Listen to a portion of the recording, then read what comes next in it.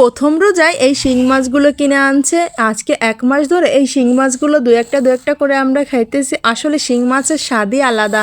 বিদেশি মাছগুলো খেতে অতটা মজা লাগে না, আর শেষ রাতে তো একদমই খেতে মন চায় না। তাই মাঝে মাঝে এই জিএল মাছগুলো রান্না করি, আর ভালোই লাগে। আজকে এসব মাছগুলো শেষ হয়ে যাচ্ছে। আজকে 30 রোজার দিনে এটা শেষ করলাম। আসলে কি জানেন, এই শিং মাছগুলো সারা রমজানে আমরা খাইলাম। মাঝে মাঝে এই শিং মাছগুলো রান্না করলে এতটা মজা লাগে তা বলার মতো না। শিং মাছে প্রচুর পরিমাণে উপকারিতা।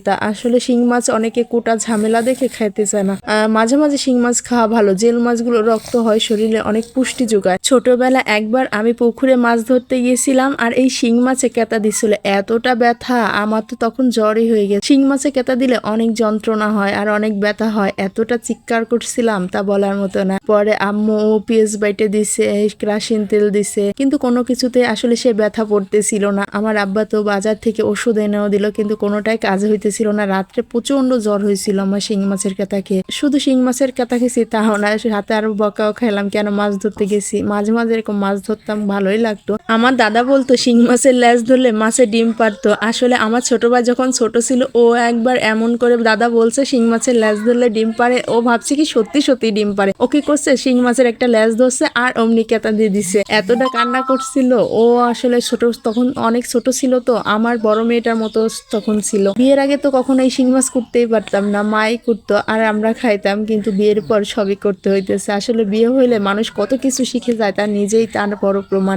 আমি আগে কখনো এই শিং মাছ কাটতাম না, মা কাটতো। আমি এতটা ভয় পাইতাম, কারণ শিং মাছে কাটা দিয়ে ওই যে একবার কষ্ট পাইছি, এর থেকেই ভয় ধরে গেছিল। তারপর থেকে আর কখনো শিং মাছ কাটতে যায়নি, কিন্তু বিয়ের পর কাটি। কিন্তু আমি কি করি, আগে মাথাটাকে থেতলে দেই যাতে আর কাটা না দিতে পারে। এই বুদ্ধি করে নিলে আসলে শিং মাছে কাটা দিতে পারে না। আপনারাও যদি ভয় পেয়ে থাকেন আমার মতো, এরকম মাথাটাকে আগে থেতলে দিবেন যাতে আর শিং মাছে কাটা দিতে না পারে। আসলে শিং মাছে কাটায় অনেক বিষ, তো এর জন্য যন্ত্রণা করে। এর থেকে সাবধানে থাকাই ভালো। আমি মনে করি যদি একটু মাথাটা থেতলে এইভাবে কাটা যায়, তাহলে আমার মনে হয় খুব সহজে যে কেউ শিং মাছ কাটতে পারবে, কোনো ভয় পাওয়ারই কোনো কারণ নেই। আর আমাদের এই কলপারে পাকার উপরে শিং মাছগুলো ঘষে একদম সাদা করে নিতেছি। আসলে গ্রামের এই সুবিধাটা যদি শহরে হতে বেশি নেই। শিং মাছগুলো পরিষ্কার করা অনেক কষ্টদায়ক হয়ে যায়। আর যারা শহরের আপুরা, এদের তো অনেক কষ্ট আসলে শিং মাছগুলো পরিষ্কার করা। আর শিং মাছ যদি সাদা না হয়, সেই শিং মাছ খেতেও মন চায় না। শিং মাছে ছাই মাখিয়ে শপিং ব্যাগ দিয়ে ডলা দিলেও শিং মাছ তাড়াতাড়ি পরিষ্কার হয়ে যায়। এটাও মাঝে মাঝে আমি ট্রাই করি।